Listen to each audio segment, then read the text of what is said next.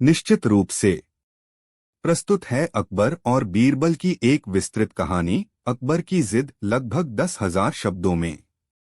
यह कहानी न केवल मनोरंजन करेगी, बल्कि एक सम्राट की जिद, एक बुद्धिमान सलाहकार की चतुराई और प्रकृति के संतुलन के महत्व को भी दर्शाएगी।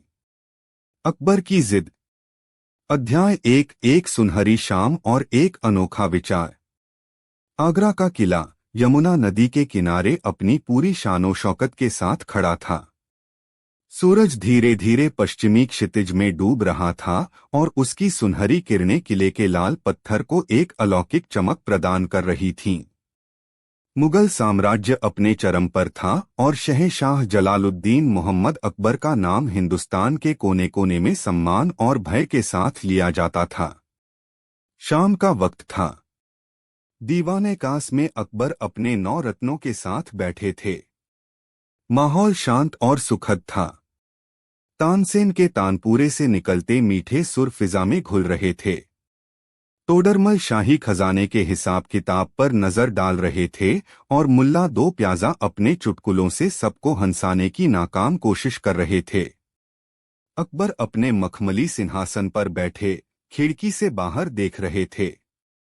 आसमान सिंदूरी हो चुका था और कुछ ही देर में रात अपनी काली चादर ओढ़ने वाली थी। उन्होंने एक गहरी सांस ली। उनके शासन में सब कुछ उत्तम था। प्रजा खुश थी, खजाना भरा हुआ था और साम्राज्य की सीमाएं लगातार बढ़ रही थीं। लेकिन अकबर का मन बेचैन था। वह सिर्फ एक शासक नहीं थे, बल्कि एक विचारक भी थे। उनके मन में अक्सर ऐसे सवाल उठते थे जो सामान्य मनुष्य की सोच से परे होते थे। जैसे ही आखिरी किरण गायब हुई और आसमान में पहला तारा टिमटिमाया, अकबर अचानक बोल पड़े, यह रात, यह अंधेरा, यह क्यों है? सभी दरबारी चौंक गए। तानसेन का तानपूरा शांत हो गया। सब अकबर की ओर देखने लगे। अकबर ने अपनी बात जारी रखी, हम इंसान जो इस धरती के मालिक हैं, हमें प्रकृति के इन नियमों के आगे क्यों झुकना पड़ता है? दिन होता है तो हम काम करते हैं, रात होती है तो हम असहाय होकर सो जाते हैं। हमारा आधा जीवन तो यह रात ही खा जाती है। यह अंधेरा प्रगति का दुश्मन है। यह डर और आलस्य का प्रतीक है। मुल्ला दो प्याजा ने हिम्मत करके कहा, जहां पनाह, रात तो आराम के लिए बनी है। दिन भर की थकान के बाद शरीर और मन को शांति की आवश्यकता होती है। अकबर हंसे, लेकिन उनकी हंसी में एक अजीब सी जिद थी। शांति? मुल्ला, शांति नहीं, यह विवशता है। सोचो, अगर कभी रात हो ही न, अगर आगरा में हमेशा दिन का उजाला रहे तो क्या होगा? हमारी प्रजा दोगुनी मेहनत करेगी, हमारा साम्राज्य दोगुना तरक्की करेगा। चोर और लुटेरे अंधेरे की आड़ में छिप नहीं पाएंगे। हमारा शहर 24 घंटे जागता रहेगा, काम करता रहेगा। यह सुनकर दीवान-ए-कास में सन्नाटा छा गया। यह एक ऐसा विचार था जो किसी ने कभी सोचा भी नहीं था। यह प्रकृति के सबसे मौलिक नियम को चुनौती देने जैसा था। वित्त मंत्री राजा टोडरमल ने विनम्रता से कहा, आलमपनाह, आपका विचार क्रांतिकारी है, परंतु यह संभव कैसे होगा? सूरज और चांद तो खुदा की बनाई नियामतें हैं। हम उनके चक्र को कैसे बदल सकते हैं? अकबर का चेहरा गर्व से चमक उठा। राजा टोडरमल, जो खुदा कर सकता है, वह शहंशाह हिंद क्यों नहीं कर सकता? मेरे पास दुनिया की सबसे बड़ी सल्तनत है, सबसे चतुर मंत्री हैं और असीमित दौलत है। हम सूरज को तो नहीं उगा सकते, लेकिन हम अपना सूरज बना सकते हैं। हम रात को दिन में बदल देंगे। यह घोषणा एक हुक्म की तरह थी। दरबारियों के चेहरे पर आश्चर्य और चिंता की लकीरें उभर आईं। उन्हें पता था कि जब अकबर कोई जिद पकड़ लेते हैं तो उन्हें रोकना लगभग असंभव होता है। इस पूरी बातचीत के दौरान एक व्यक्ति शांत बैठा था। उसके चेहरे पर एक हल्की सी मुस्कान थी और आंखों में गहरी सोच। वह थे अकबर के सबसे प्रिय सलाहकार, उनके मित्र और उनके 9 रत्नों में सबसे चमकदार रत्न बीरबल। अकबर की नजर बीरबल पर पड़ी। बीरबल, तुम चुप क्यों हो? क्या तुम्हें मेरी योजना में कोई कमी नजर आती है, या तुम्हें भी लगता है कि यह असंभव है? बीरबल अपनी जगह से उठे, अदब से झुके और बोले, जहां पनाह, आपकी सोच को असंभव कहना तो सूरज को दिया दिखाने जैसा होगा। आप शहंशाह हैं, आपकी इच्छा ही कानून है।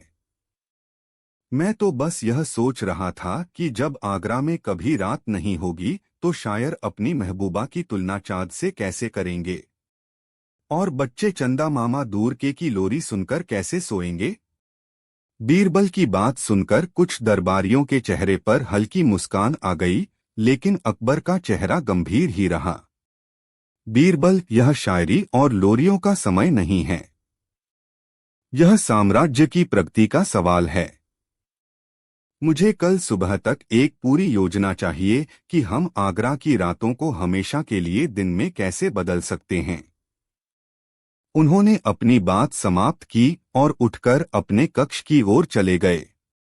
दीवाने कास में दरबारी एक दूसरे का चेहरा देखते रह गए। एक सम्राट की जिद ने उन्हें एक ऐसी चुनौती दे दी थी जिसका कोई हल नजर नहीं आ रहा था। सबकी उम्मीदें अब सिर्फ एक ही व्यक्ति पर टिकी थीं, बीरबल। अध्याय 2, शाही फरमान और तैयारियों का दौर। अगली सुबह पूरे आगरा में ढिंढोरा पिटवा दिया गया। शाही फरमान सुनकर प्रजा हैरान रह गई। शहंशाह हिंद जलालुद्दीन मोहम्मद अकबर का हुक्म है कि आज से आगरा शहर में रात नहीं होगी।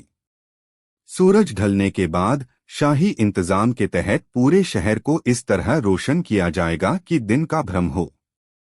सभी दुकानें, बाजार और कारखाने रात भर खुले रहेंगे। जो कोई भी इस हुक्म की अवहेलना करेगा उसे सख्त सजा दी जाएगी। यह फरमान आग की तरह फैल गया।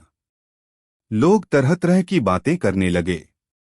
कुछ इसे बादशाह का पागलपन कह रहे थे तो कुछ इसे कोई दैवीय चमत्कार मान रहे थे, लेकिन हुक्म तो हुक्म था।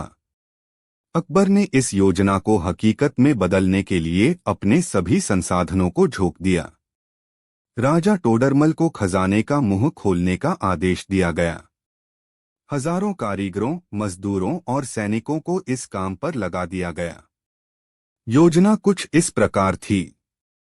विशाल मशालें और अग्निकुंड शहर के हर मुख्य चौराहे, हर बड़ी सड़क और हर महत्वपूर्ण इमारत के पास विशाल लोहे के खंभे गाड़े गए।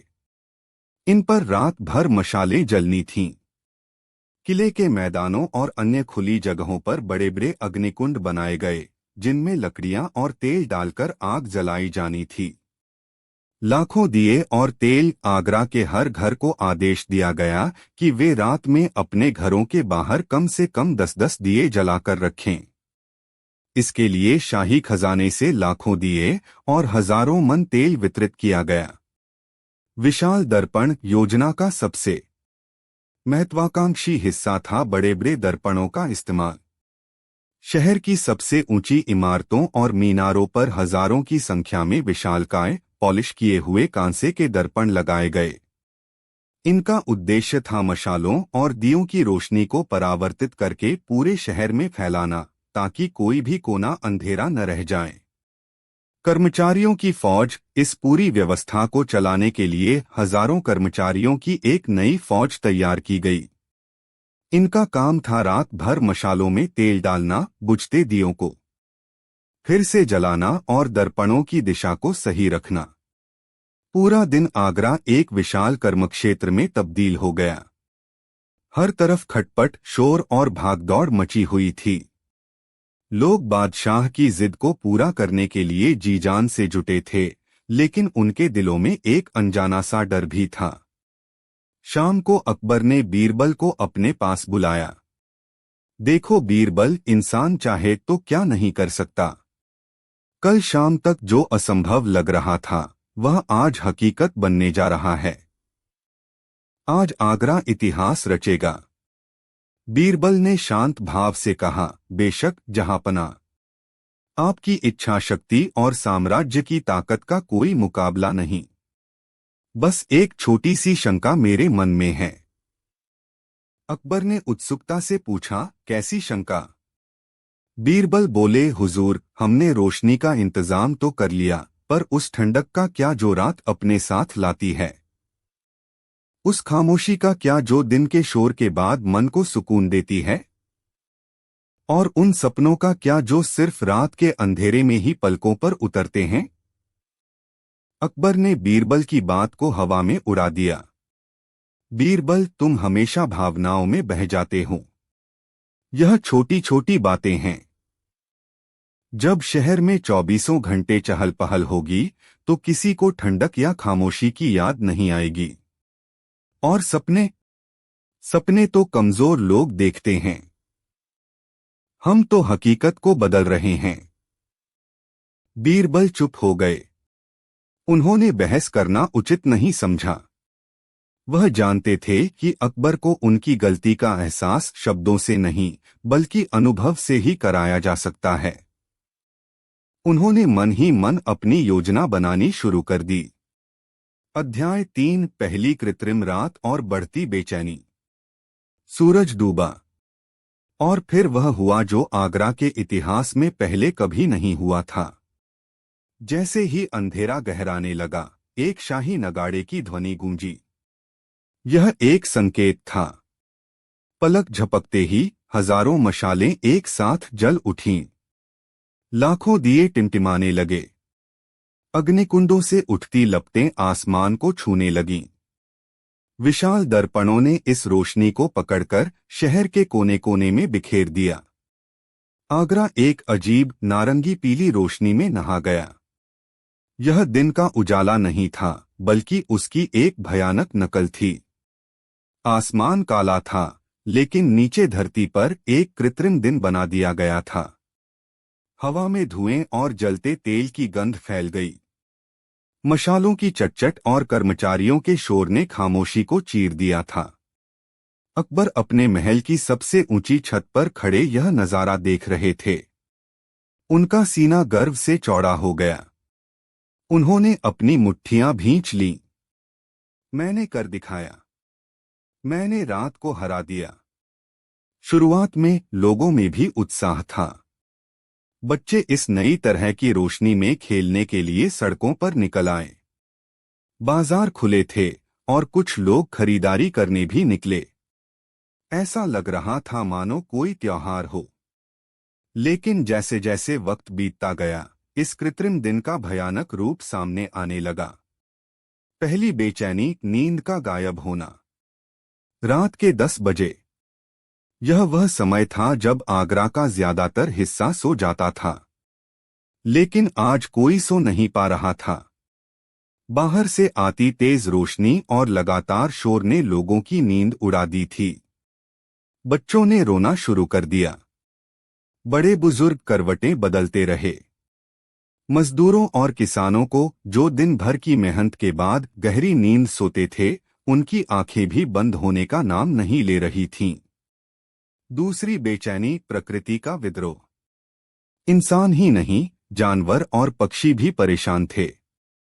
पेड़ों पर बैठे पक्षी भ्रमित थे। वे समझ नहीं पा रहे थे कि यह दिन है या रात। कुछ गाने लगे तो कुछ घबराकर उड़ने लगे।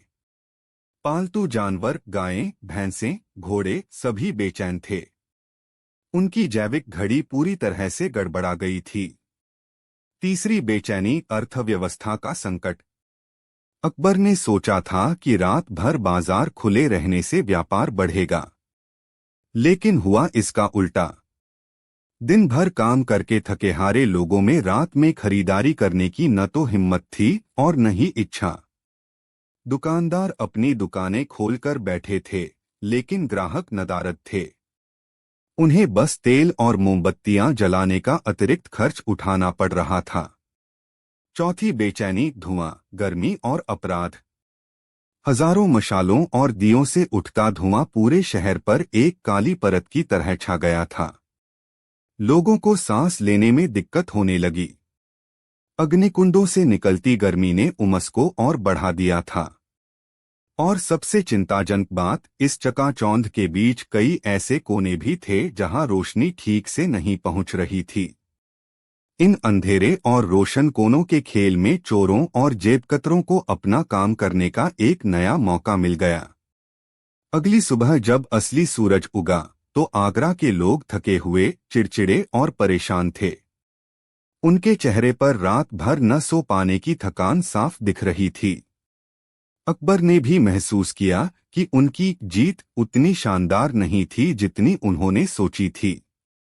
शहर में एक अजीब सी उदासी और बेचैनी थी।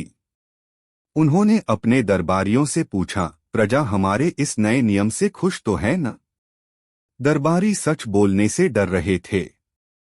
उन्होंने गोलमोल जवाब दिए, जी जहांपनाह, लोग आपकी दूरदर्शिता की प्रशंसा कर रहे हैं। बस नई व्यवस्था में ढलने में थोड़ा समय लगेगा।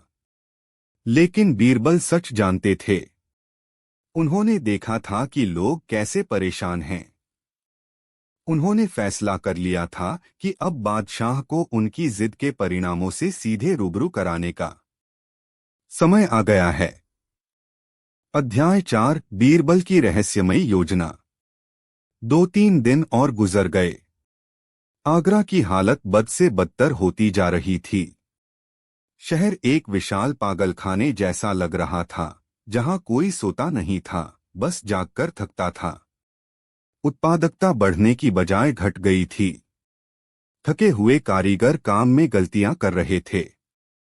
चिड़चिड़े सैनिक छोटी छोटी बातों पर लड़ रहे थे। यहां तक कि शाही बावर्ची खाने में भी खाने का स्वाद बिगड़ गया था, क्योंकि बावर्ची भी सो नहीं पा रहे थे। अकबर अपनी जिद पर अड़े थे, लेकिन उनके मन में भी शक के बीज पनपने लगे थे। वह देख रहे थे कि उनकी प्रजा खुश नहीं है। उनका बनाया हुआ दिन असली दिन की शांति और ऊर्जा नहीं दे पा रहा था।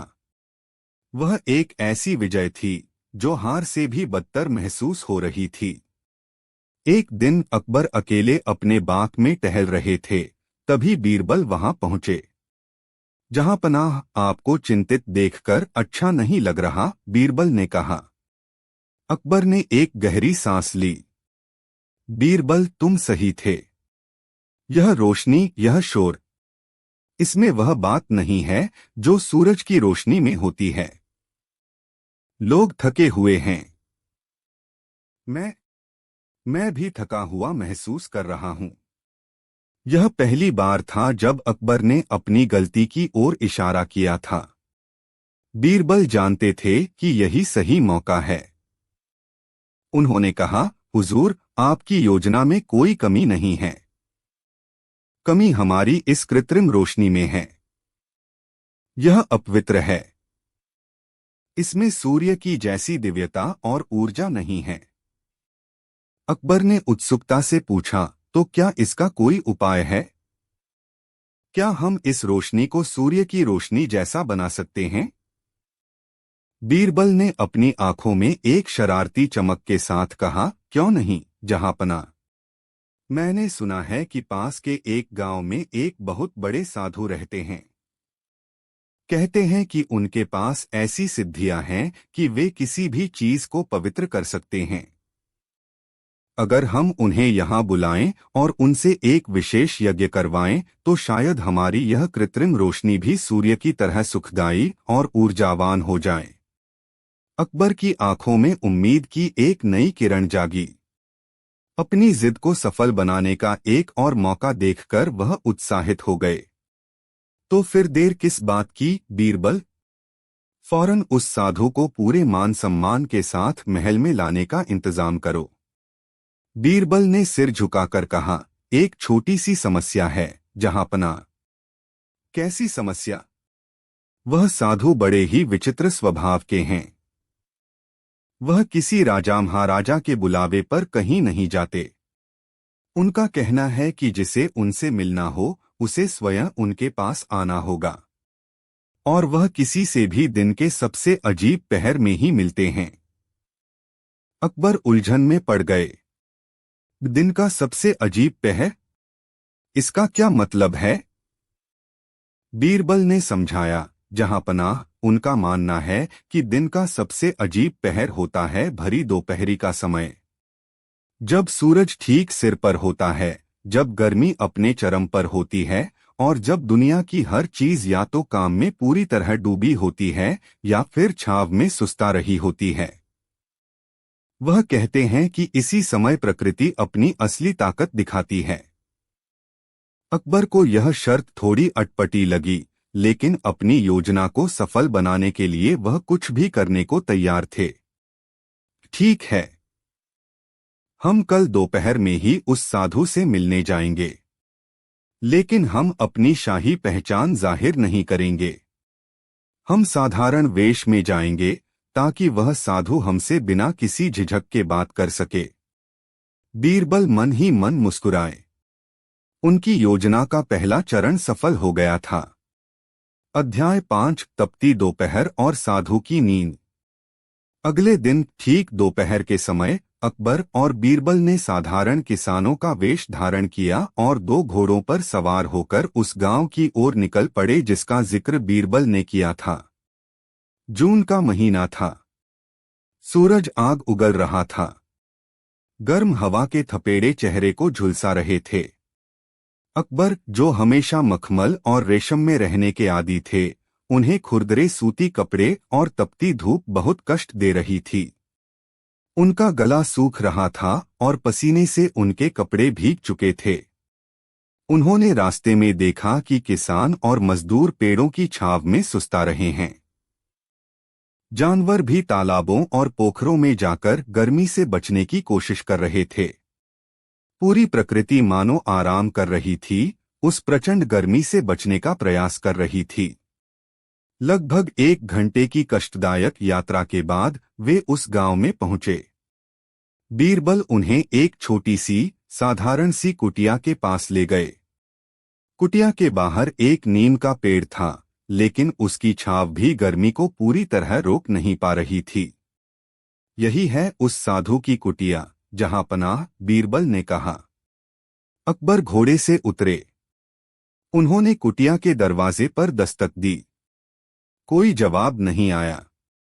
उन्होंने फिर से दस्तक दी, इस बार थोड़ा जोर से। अंदर से खर्राटों की आवाज आ रही थी। अकबर को गुस्सा आ गया। यह कैसा साधु है? हमने इतनी धूप और गर्मी में इतनी दूर की यात्रा की और यह महाशय सो रहे हैं। बीरबल, इन्हें जगाओ। बीरबल ने अकबर को शांत करते हुए कहा, जहांपनाह, कृपया धीरज रखें। सिद्ध पुरुषों के काम करने का अपना तरीका होता है। शायद यह भी उनकी किसी साधना का हिस्सा हो। हमें प्रतीक्षा करनी चाहिए। अकबर अनिच्छा से मान गए। वे नीम के पेड़ के नीचे जमीन पर बैठ गए। मिनट गुजरते गए। सूरज की तपिश बढ़ती जा रही थी। अकबर का धैर्य बीरबल के हमेशा आभारी रहेंगे। जवाब दे रहा था। उन्हें ऐसी असुविधा की आदत नहीं थी। उन्हें प्यास लग रही थी, गर्मी से उनका सिर चकरा रहा था और अंदर सोते हुए साधु के खर्राटे उनके गुस्से को और भड़का रहे थे। 1 घंटा बीत गया। फिर 2 घंटे। अकबर का सब्र का बांध टूट गया। वह खड़े हुए और चिल्लाए, बहुत हो गया। मैं शहंशाह हिंद हूं और मैं एक सोते हुए आदमी के लिए इतनी देर इंतजार नहीं कर सकता। यह सरासर मेरा अपमान है। वह कुटिया का दरवाजा तोड़कर अंदर जाने ही वाले थे कि बीरबल ने उनका हाथ पकड़ लिया। अध्याय 6, जिद का अंत और ज्ञान का उदय। बीरबल के चेहरे पर अब कोई शरारत नहीं, बल्कि एक गहरी गंभीरता थी। उन्होंने शांत लेकिन मजबूत आवाज में कहा, जहांपनाह, आपको आपका जवाब मिल गया। अकबर हैरान रह गए। क्या मतलब? कैसा जवाब? यहां तो बस एक सोता हुआ आलसी आदमी और असहनीय गर्मी है। बीरबल ने मुस्कुराते हुए कहा, यही तो जवाब है, हुजूर। आप रात को इसलिए मिटाना चाहते थे ताकि कोई आराम न कर सके, कोई सो न सके और सब हर वक्त काम करें। लेकिन आज आप स्वयं देखिए, यह खुदा का बनाया हुआ दिन है। सूरज अपनी पूरी ताकत से चमक रहा है, रोशनी की कोई कमी नहीं है। फिर भी यह साधु, और केवल यह साधु ही नहीं, बल्कि बाहर खेत में काम करने वाला किसान, मजदूर, यहाँ तक कि जानवर भी इस प्रचंड गर्मी में आराम कर रहे हैं, सो रहे हैं। बीरबल ने अपनी बात जारी रखी, जहाँ पनाह प्रकृति ने हर चीज का संतुलन बनाया है। उसने काम के लिए दिन बनाया तो आराम के लिए रात बनाई, लेकिन उसने दिन में भी आराम के क्षण दिए हैं। यह तपती दोपहर का समय प्रकृति का यह संदेश है कि अथक परिश्रम भी एक सीमा के बाद विनाशकारी हो सकता है। शरीर और मन को विश्राम की आवश्यकता होती है, चाहे बाहर कितना भी उजाला क्यों न हो। अकबर स्तब्ध खड़े बीरबल की बातें सुन रहे थे। हर एक शब्द उनके दिल में उतर रहा था। बीरबल ने आगे कहा, आपने रात को दिन बनाने की कोशिश की, आपने रोशनी तो पैदा कर दी, लेकिन आप सुकून पैदा नहीं कर सके। आपने एक ऐसी व्यवस्था बनाई जो प्रकृति के नियम के खिलाफ थी। नतीजा क्या हुआ? आपकी प्रजा थकी हुई है, बीमार है और नाखुश है। आपकी बनाई हुई रात भर की रोशनी खुदा की बनाई हुई इस दोपहरी की धूप से भी ज्यादा थका देने वाली है। कम से इस साधु को तो खुदा के बनाए दिन में सोने का सुकून मयस्सर है। आपकी प्रजा को तो आपकी बनाई रात में जागने का अभिशाप मिला है। अकबर की आंखों के सामने से जिद का पर्दा हट गया। उन्हें अपनी गलती का एहसास हुआ। उन्होंने उस तपती धूप में, उस सोते हुए साधु की कुटिया के बाहर प्रकृति का सबसे बड़ा सबक सीखा था। शक्ति का अर्थ प्रकृति को चुनौती देना नहीं, बल्कि उसके संतुलन को समझना और उसका सम्मान करना है। उनकी आंखों में पश्चाताप के आंसू आ गए। उन्होंने बीरबल की ओर देखा और कहा, बीरबल, तुमने एक बार फिर मेरी आंखें खोल दी। मैं अपनी जिद में अंधा हो गया था। मैं शक्ति के घमंड में यह भूल गया था कि सबसे बड़ी शक्ति तो वह कुदरत है जिसने यह पूरी कायनात बनाई है। अकबर ने सिर झुका लिया। चलो आगरा वापस चलते हैं। इस मूर्खतापूर्ण नियम को आज ही समाप्त करना होगा। उस शाम जैसे ही सूरज डूबा, आगरा में कोई मशाल नहीं जली, कोई अग्निकुंड रोशन नहीं हुआ। शाही फरमान वापस ले लिया गया था। दशकों बाद उस शाम आगरा ने एक स्वाभाविक रात का अनुभव किया। जब अंधेरे ने अपनी चादर फैलाई और आसमान में चांद तारे अपनी पूरी शान से चमके, तो लोगों ने राहत की सांस ली। उस रात पूरे शहर को कई दिनों के बाद एक गहरी, सुकून भरी नींद आई। अगली सुबह आगरा एक नए उत्साह और ताजगी के साथ जागा। लोग खुश थे, उनके चेहरों पर मुस्कान थी। उस रात अकबर और बीरबल एक बार फिर महल की छत पर खड़े थे। आसमान में चमकता हुआ चांद और अनगिनत तारे बेहद खूबसूरत लग रहे थे। अकबर ने एक लंबी गहरी सांस ली और कहा, बीरबल, यह अंधेरा कितना खूबसूरत है। यह रात कितनी शांत और कितनी जरूरी है। बीरबल ने मुस्कुराते हुए जवाब दिया, जी जहांपनाह। रात का अंधेरा ही हमें दिन के उजाले की कीमत समझाता है, और कभी-कभी एक सम्राट की जिद ही उसे सबसे बड़ा सबक सिखाती है। अकबर मुस्कुरा दिए। उन्होंने समझ लिया था कि सच्चा शासक वह नहीं जो प्रकृति पर विजय पाने की कोशिश करे, बल्कि वह है जो उसके साथ सामंजस्य बनाकर अपनी प्रजा की भलाई के लिए काम करे। और इस सबक के लिए वह अपने सबसे बुद्धिमान मित्र। निश्चित रूप से। प्रस्तुत है कहानी अकबर की जिद का अगला भाग। अकबर की जिद भाग 2, अंधेरे की परछाई। अध्याय 7 सुकून के बाद का संकट। आगरा में रातें लौट आई थीं। शहर ने चैन की सांस ली थी।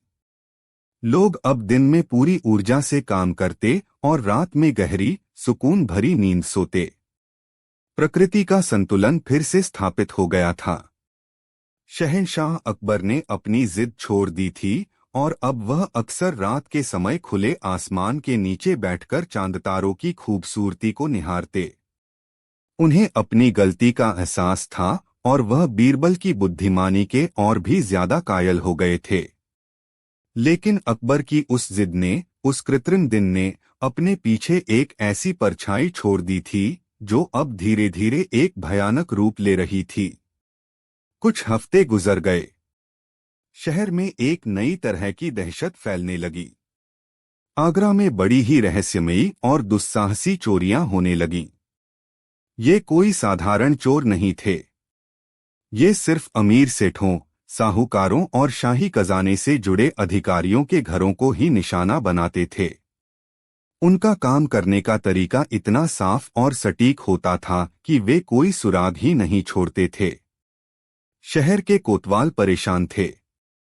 उन्होंने पहरेदारी दोगुनी कर दी, गश्त बढ़ा दी, लेकिन चोरियां नहीं रुकीं। सबसे अजीब बात यह थी कि ये चोर अंधेरे के उस्ताद थे। वे अंधेरे में ऐसे चलते थे जैसे अंधेरा उनकी अपनी सल्तनत हो। वे दीवारों पर बिना आवाज किए चढ़ जाते, छतों पर परछाइयों की तरह सरकते और सबसे सुरक्षित तिजोरियों को भी ऐसे खोल लेते जैसे वे मिट्टी के बने हों। लोगों ने उन्हें एक नाम दिया, उलूक दल दी आउल गैंग, क्योंकि वे रात के उल्लुओं की तरह ही खामोश और घातक थे। हर चोरी की जगह पर वे अपनी निशानी छोड़ जाते, एक उल्लू का पंख। यह खबर जब अकबर तक पहुंची तो वह चिंतित हो उठे। उन्होंने दीवान-ए-खास में एक आपातकालीन बैठक बुलाई। कोतवाल ने सिर झुकाकर कहा, आलम पनाह, हम अपनी पूरी कोशिश कर रहे हैं, पर ये चोर नहीं, भूत प्रेत लगते हैं। हमारे सबसे बेहतरीन सिपाही भी उनकी आहट तक नहीं सुन पाते। वे आते हैं, लूटते हैं और हवा में गायब हो जाते हैं। एक सेनापति ने गुस्से में कहा, हुजूर, यह सब उस मनहूस रात के वापस आने की वजह से हो रहा है। अगर शहर में पहले की तरह रोशनी होती तो इन चोरों को छिपने की जगह ही नहीं मिलती। हमें फिर से पूरे शहर को मशालों से रोशन कर देना चाहिए। यह सुनते ही अकबर के चेहरे पर एक पीड़ा भरी शिकन आ गई। क्या वही गलती फिर से दोहरानी होगी? क्या एक समस्या को सुलझाने के लिए अपनी ही प्रजा को फिर से उसी मुसीबत में धकेलना होगा? उन्हें महसूस हुआ कि यह उलूक दल कोई और नहीं बल्कि उनकी ही जिद का नतीजा था। जब उन्होंने हफ्तों तक शहर में कृत्रिम दिन बनाए रखा था तो उस अजीबोगरीब रोशनी और अंधेरे के खेल में कुछ लोगों ने अंधेरे के कोनों को अपना घर बना लिया था।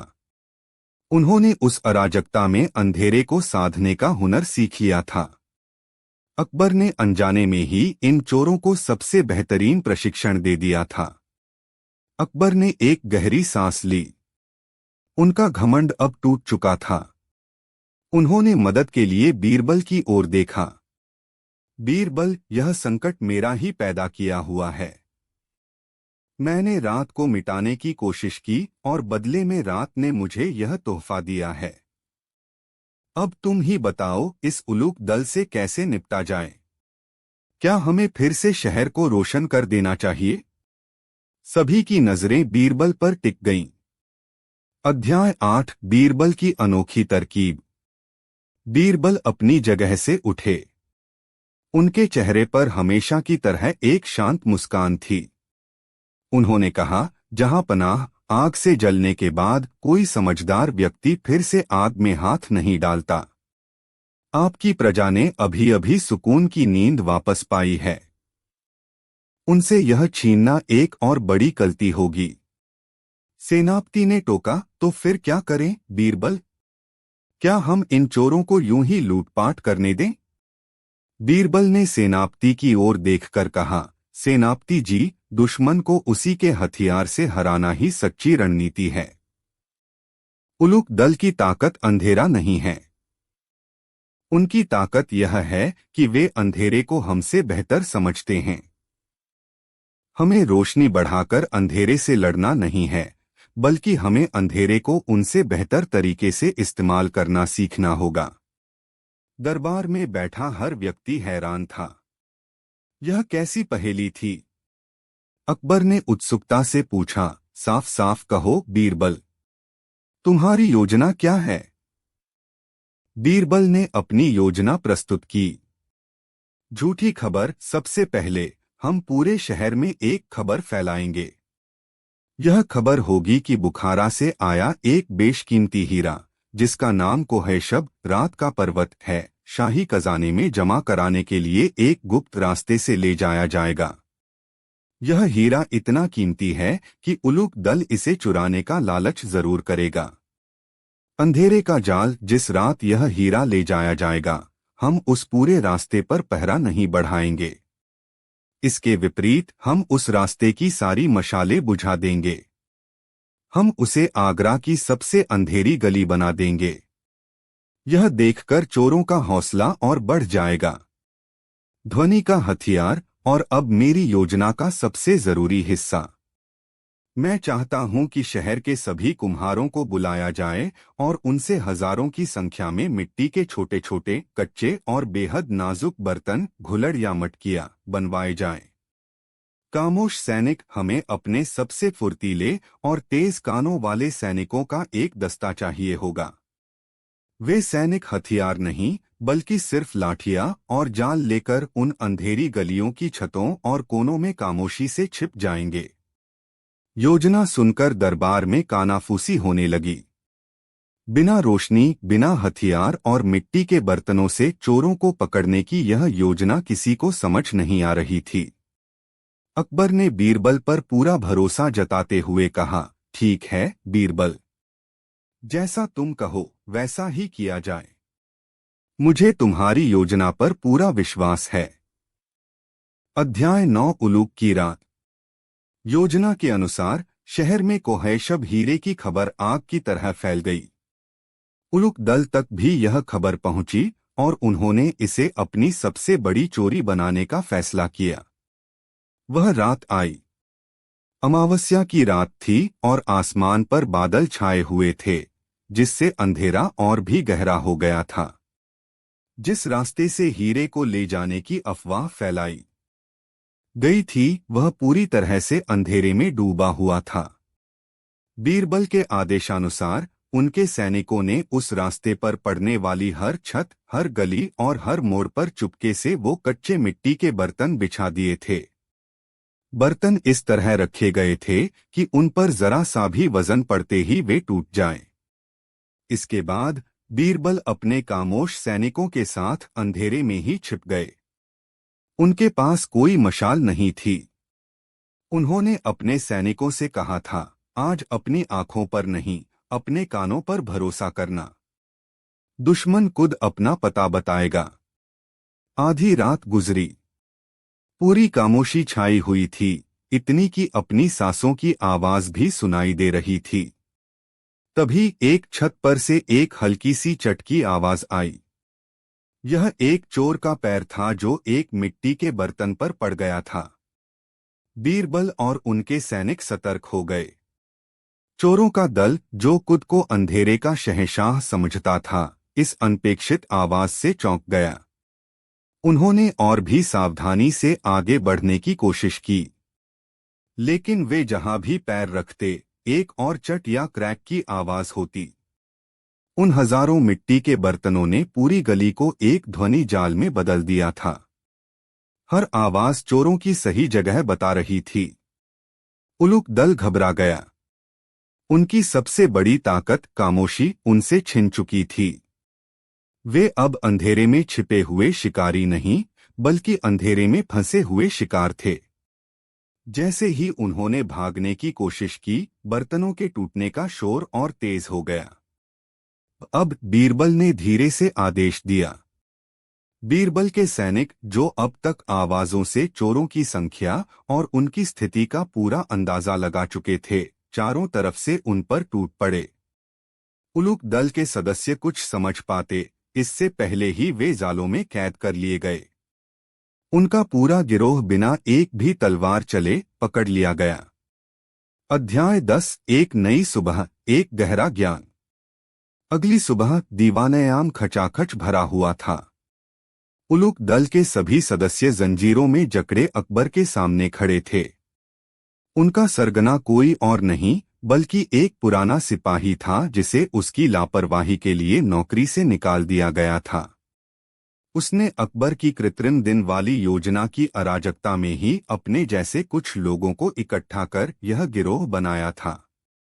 अकबर ने बीरबल की ओर गर्व से देखा।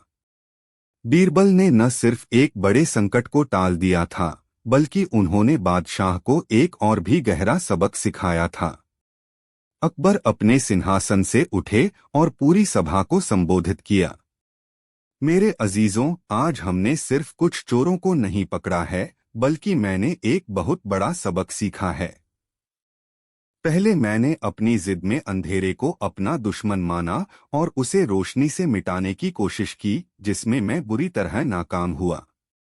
उस नाकामी ने एक नए दुश्मन को जन्म दिया, जो अंधेरे का ही फायदा उठाता था। उन्होंने आगे कहा, आज बीरबल ने मुझे सिखाया कि हर समस्या का समाधान उसके विपरीत में नहीं होता। अंधेरे से पैदा हुई समस्या का हल हमेशा ज्यादा रोशनी नहीं होती।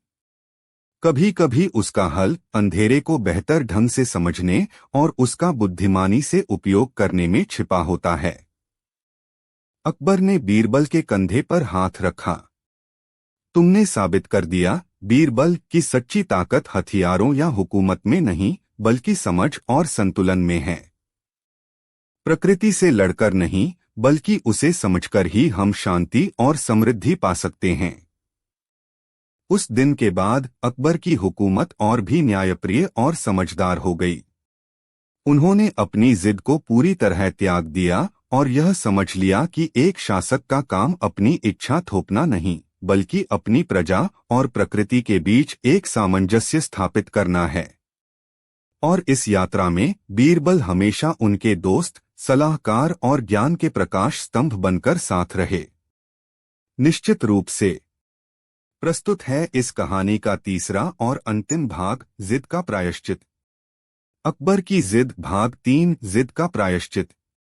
अध्याय 11 न्याय का तराजू। उलूक दल की गिरफ्तारी की खबर से पूरे आगरा में जश्न का माहौल था। प्रजा ने बीरबल की बुद्धिमानी की भूरी भूरी प्रशंसा की। अगले दिन दीवानयाम में अपार भीड़ थी। हर कोई उन दुस्साहसी चोरों को देखना चाहता था जिन्होंने सल्तनत की नाक में दम कर रखा था। जंजीरों में जकड़े उलूक दल के सदस्यों को शहंशाह अकबर के सामने पेश किया गया।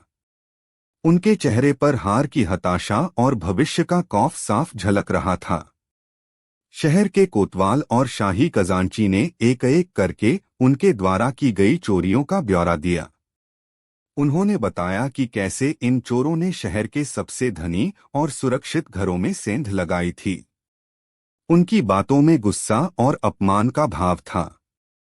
एक अमीर साहूकार, जिसका घर सबसे पहले लूटा था, हाथ जोड़कर बोला, जहां पनाह, इन दुष्टों ने हमारा जीना हराम कर दिया था। ये सिर्फ हमारा धन ही नहीं, बल्कि हमारा सुकून भी लूट ले गए थे। इन्हें ऐसी सख्त सजा दी जाए कि भविष्य में कोई ऐसा करने की हिम्मत भी न कर सके। दरबार में बैठे लगभग सभी मंत्री और अमीर उमरा इस बात से सहमत थे। उन्होंने एक स्वर में चोरों के लिए मृत्युदंड या फिर जिंदगी भर के लिए काला पानी की सजा की मांग की। अकबर खामोशी से सब कुछ सुन रहे थे। उनका चेहरा कठोर था। इन चोरों ने उनके शासन, उनकी सत्ता को चुनौती दी थी। यह उनके इकबाल का सवाल था। वह अपनी प्रजा को यह दिखाना चाहते थे कि मुगल साम्राज्य में अपराध की कोई जगह नहीं है। उन्होंने मन ही मन एक कठोर फैसला ले लिया था। वह अपना फैसला सुनाने के लिए अपने सिंहासन पर थोड़ा आगे हुए ही थे कि उनकी नजर बीरबल पर पड़ी। बीरबल शांत खड़े थे, लेकिन उनकी आंखों में एक अजीब सी बेचैनी थी, जैसे वह कुछ कहना चाहते हों। अकबर रुक गए। बीरबल, क्या तुम कुछ कहना चाहते हो? क्या तुम्हें नहीं लगता कि इन अपराधियों को उनके किए की सख्त से सख्त सजा मिलनी चाहिए? अध्याय 12, एक अनसुनी कहानी। बीरबल अदब से आगे बढ़े और सिर झुकाया। आलमपनाह, न्याय करना आपका अधिकार भी है और कर्तव्य भी। मैं आपके फैसले पर सवाल उठाने वाला कौन होता हूँ? मैं तो बस एक सवाल पूछने की गुस्ताखी करना चाहता हूँ। अकबर ने इजाजत दी। बीरबल ने कहा, जहां पनाह, मान लीजिए एक माली अपने बाग में एक नया विदेशी पौधा लगाता है। वह उस पौधे को दिन रात पानी देता है, इतना पानी कि पौधा खुद को संभाल नहीं पाता और उसकी जड़ें गलने लगती हैं। पत्तियां पीली पड़ जाती हैं और वह मुरझाने लगता है। तो जहां पनाह, इसमें दोष किसका है? मुरझाते हुए पौधे का या उस माली की नासमझी का जिसने उसे जरूरत से ज्यादा पानी दिया? दरबार में सन्नाटा छा गया। कोई भी बीरबल की इस पहेली का मतलब नहीं समझ पाया। अकबर ने कहा, जाहिर है बीरबल, दोष माली का है। पौधे ने तो वही ग्रहण किया जो उसे दिया गया। बीरबल ने सिर झुकाकर कहा, तो जहां पनाह, यह उलूक दल भी तो एक ऐसा ही पौधा है जो आपकी सल्तनत के बाग में उगा। क्या हमें यह जानने की कोशिश नहीं करनी चाहिए कि वह कौन सा माली था या वह कौन सी परिस्थितियां थीं जिन्होंने इन लोगों को अपराध की राह पर धकेल दिया? सजा देने से पहले क्या हमें इनके अपराध की जड़ तक नहीं पहुंचना चाहिए? बीरबल ने उन कैदियों की ओर इशारा करते हुए कहा, इनके चेहरे देखिए जहांपना। ये पैदाइशी अपराधी नहीं लगते। इनकी आंखों में लालच से ज्यादा हताशा और मजबूरी दिखती है। मैं आपसे सिर्फ एक दिन की मोहलत चाहता हूं। मुझे इनसे अकेले में बात करने की इजाजत दी जाए। मैं वादा करता हूं कि कल इसी वक्त मैं आपको एक ऐसी हकीकत से रूबरू कराऊंगा जो आपके न्याय के तराजू को संतुलित करने में मदद करेगी। अकबर बीरबल की बातों की गहराई को समझ गए। उन्हें याद आया कि कैसे उनकी जिद ने पूरे शहर का संतुलन बिगाड़ दिया था। उन्हें बीरबल की बात में वजन लगा। उन्होंने कहा, ठीक है बीरबल, मैं तुम्हें एक दिन का समय देता हूं। मुझे भी यह जानना है कि इस अंधेरे की असली कहानी क्या है। अध्याय 13, अंधेरे के दिल में।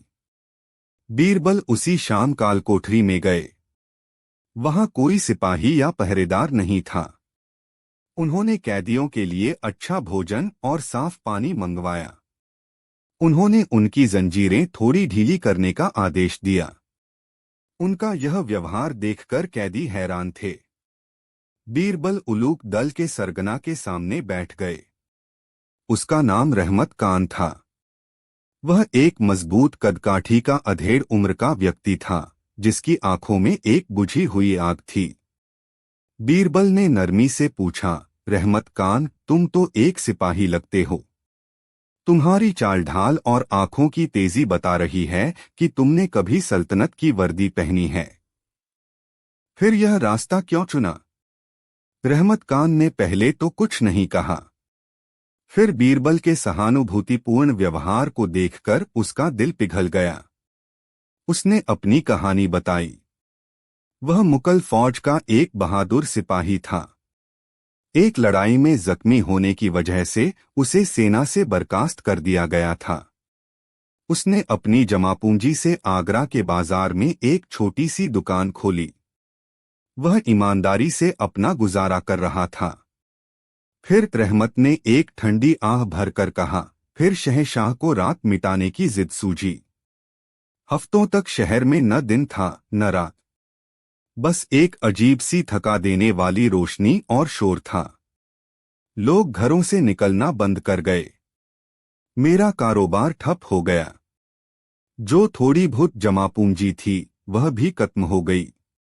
मेरे बच्चे भूखे सोने लगे। उसने बताया कि कैसे उसने अपने जैसे कई और लोगों को देखा, कारीगर जिनका काम छिन गया था, मजदूर जिन्हें मजदूरी नहीं मिल रही थी, छोटे दुकानदार जो बर्बादी की कगार पर थे। हमने शहंशाह तक अपनी फरियाद पहुंचाने की बहुत कोशिश की, लेकिन हमारी आवाज किसी ने नहीं सुनी। तब हमें लगा कि जिस सल्तनत ने हमारी परवाह करनी छोड़ दी, हमें भी उसकी परवाह क्यों करनी चाहिए। उस कृत्रिम दिन की गड़बड़ी में हमने अंधेरे के कोनों में जीना सीखा। हमने सीखा कि कैसे परछाइयों में छिपा जाता है, कैसे खामोशी से चला जाता है। हमने अमीरों को लूटना शुरू किया, क्योंकि हमें लगा कि वे ही हैं जो इस सल्तनत की मलाई खा रहे हैं, जबकि हम जैसे लोग भूखे मर रहे हैं। बीरबल ने बाकी कैदियों से भी बात की। लगभग सबकी कहानी एक जैसी थी, गरीबी, बेरोजगारी और उस कृत्रिम दिन की वजह से पैदा हुई हताशा। वे चोर नहीं बने थे, उन्हें हालात ने चोर बनाया था। अध्याय 14 विष से अमृत।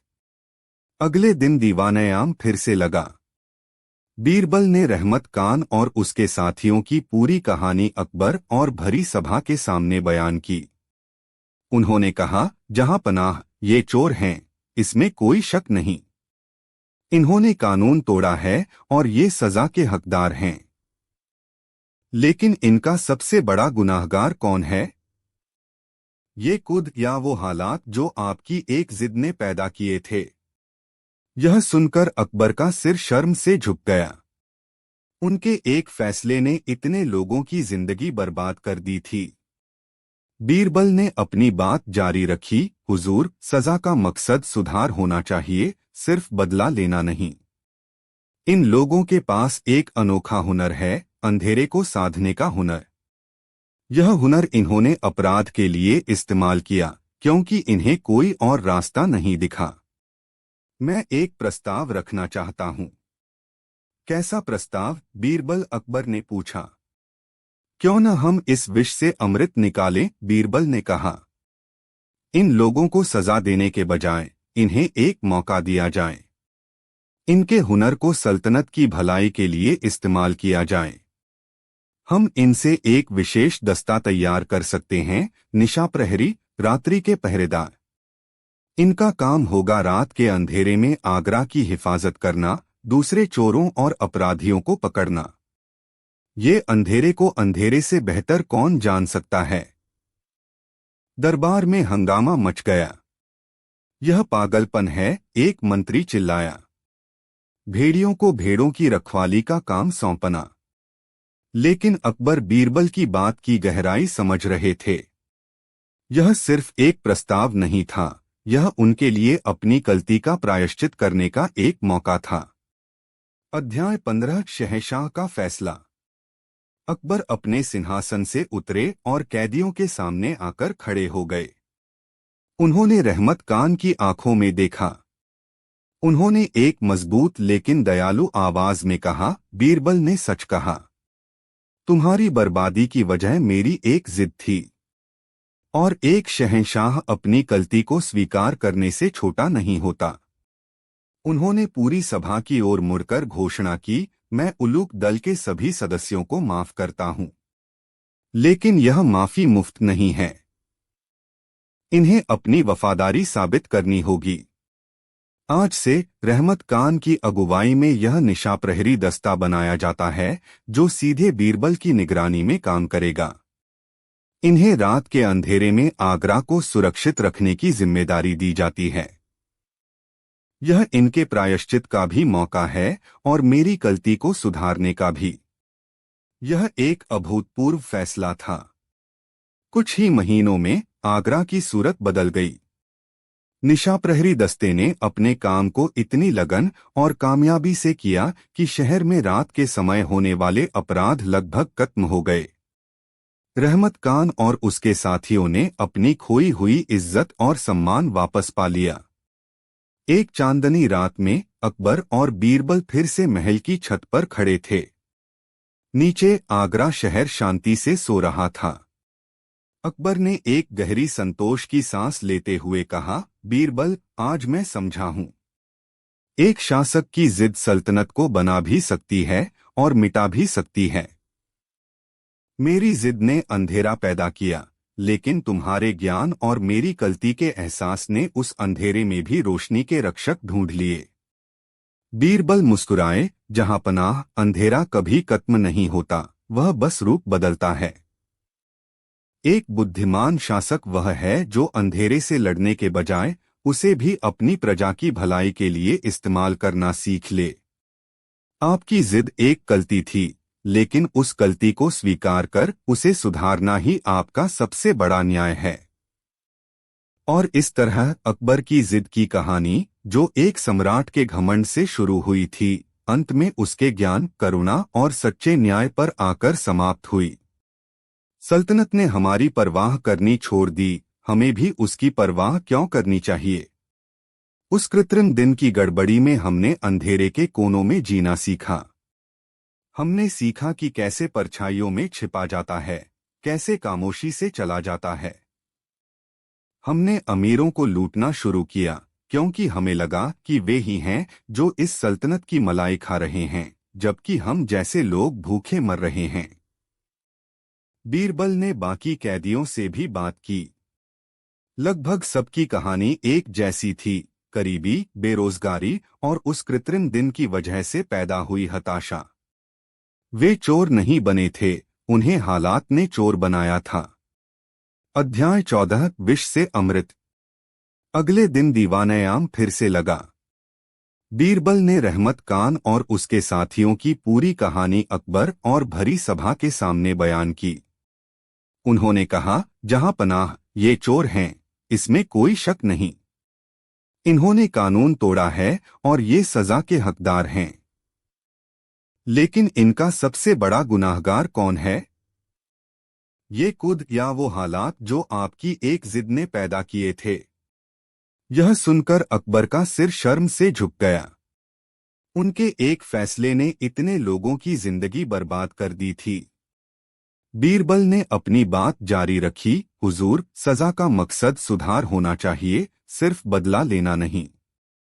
इन लोगों के पास एक अनोखा हुनर है, अंधेरे को साधने का हुनर। यह हुनर इन्होंने अपराध के लिए इस्तेमाल किया, क्योंकि इन्हें कोई और रास्ता नहीं दिखा। मैं एक प्रस्ताव रखना चाहता हूं। कैसा प्रस्ताव? बीरबल अकबर ने पूछा। क्यों न हम इस विष से अमृत निकालें, बीरबल ने कहा। इन लोगों को सजा देने के बजाय इन्हें एक मौका दिया जाए। इनके हुनर को सल्तनत की भलाई के लिए इस्तेमाल किया जाए। हम इनसे एक विशेष दस्ता तैयार कर सकते हैं, निशा प्रहरी, रात्रि के पहरेदार। इनका काम होगा रात के अंधेरे में आगरा की हिफाजत करना, दूसरे चोरों और अपराधियों को पकड़ना। ये अंधेरे को अंधेरे से बेहतर कौन जान सकता है? दरबार में हंगामा मच गया। यह पागलपन है, एक मंत्री चिल्लाया। भेड़ियों को भेड़ों की रखवाली का काम सौंपना। लेकिन अकबर बीरबल की बात की गहराई समझ रहे थे। यह सिर्फ एक प्रस्ताव नहीं था, यह उनके लिए अपनी गलती का प्रायश्चित करने का एक मौका था। अध्याय 15, शहंशाह का फैसला। अकबर अपने सिंहासन से उतरे और कैदियों के सामने आकर खड़े हो गए। उन्होंने रहमत खान की आंखों में देखा। उन्होंने एक मजबूत लेकिन दयालु आवाज में कहा, बीरबल ने सच कहा। तुम्हारी बर्बादी की वजह मेरी एक जिद थी। और एक शहंशाह अपनी गलती को स्वीकार करने से छोटा नहीं होता।